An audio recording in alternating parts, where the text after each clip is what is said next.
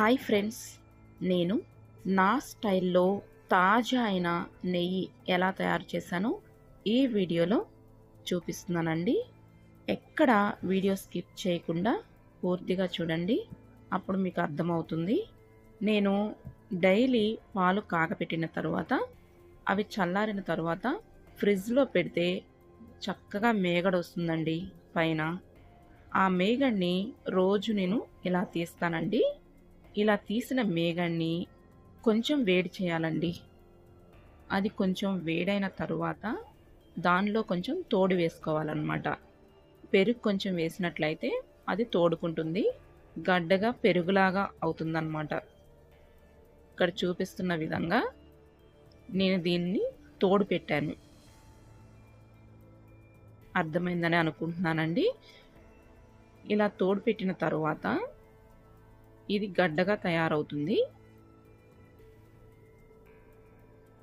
అలా గడ్డగా తయారైన తరువాత దీన్ని మనం మజ్జిగ కవ్వం ఉంటుంది కదండి, దాంతో ఇలా మజ్జిగలాగా చేయాలన్నమాట. ఇది మొత్తం స్మూత్గా వచ్చేసే వరకు మజ్జిగలాగా చేసుకోవాలి.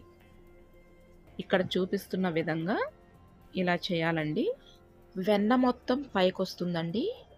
ఆ వెన్న ముద్దని ఇలా వెన్న మొత్తం తీసేసేయాలండి. ఇక్కడ చూపిస్తున్న విధంగా ఆ వెన్న మొత్తం ఇలా ముద్దలాగా తీసి ఒక కళాయిలో వేసుకోవాలి.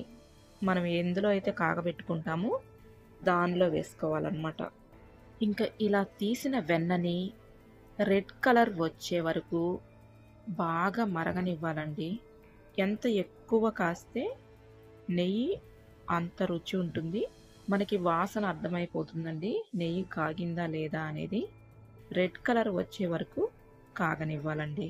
నెయ్యి కాగిన తరువాత మనం నెయ్యిని వడబోసుకోవాలండి.